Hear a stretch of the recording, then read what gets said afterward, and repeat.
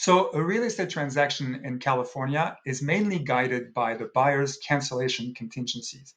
And a cancellation contingency is basically what it says. It's a way for a buyer to cancel a transaction, get out of the deal, generally get their deposit back, and move on to another purchase or something else.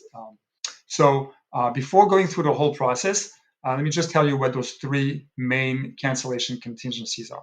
First of all, let's set the fact that all these three contingencies start exactly on the same day. So some people sometimes think it's one after the other after the other. No, they all start on day one, the day we open escrow. The first one is the buyer's due diligence, also known as the buyer's inspections contingencies. They inspect the property, they go through documents, neighborhood approval, and things like that.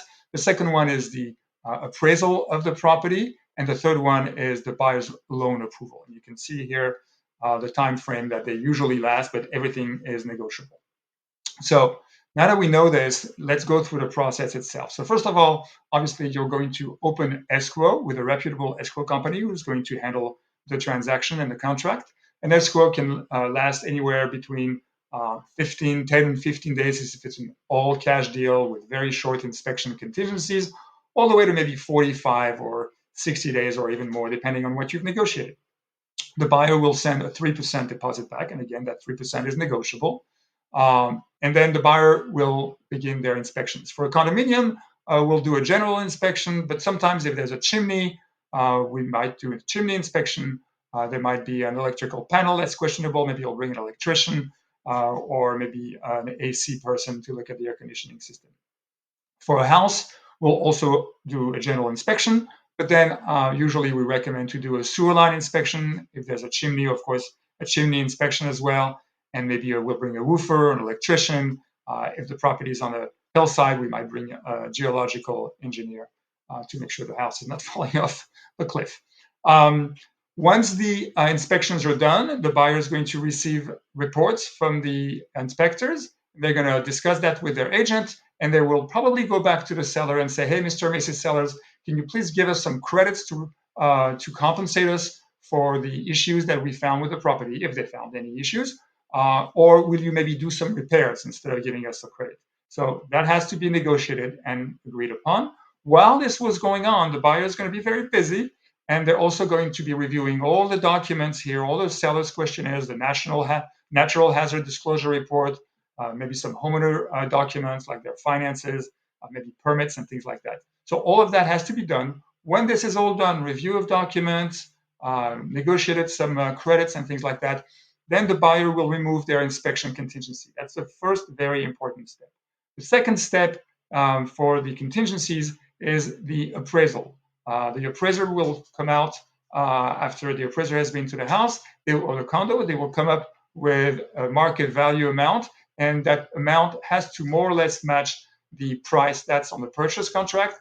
If it doesn't, if it's below, then you might have to renegotiate. So once that's done, they're going to remove that contingency as well. And then last but not least, the buyer will have to also remove his or her loan contingency. Once their lender tells her that the loan has been approved, then they can remove that last contingency. It's a very important step because after that, the buyer has technically no way to cancel the purchase without having to risk losing their deposit. So it's a very, very important step. Once that's done, then the seller can feel comfortable starting to pack and getting all their stuff together, maybe order the mover.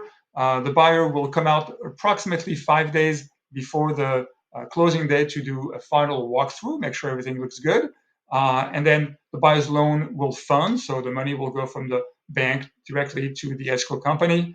And then the seller will order the cancellation of their utilities. Usually we ask them that they schedule it maybe a couple of days past the closing day, so it gives the buyers who are very busy also trying to move in a couple of days to set up the utilities before they move in. And then the seller moves out. The property is recorded. The sale is recorded with a counter recorder.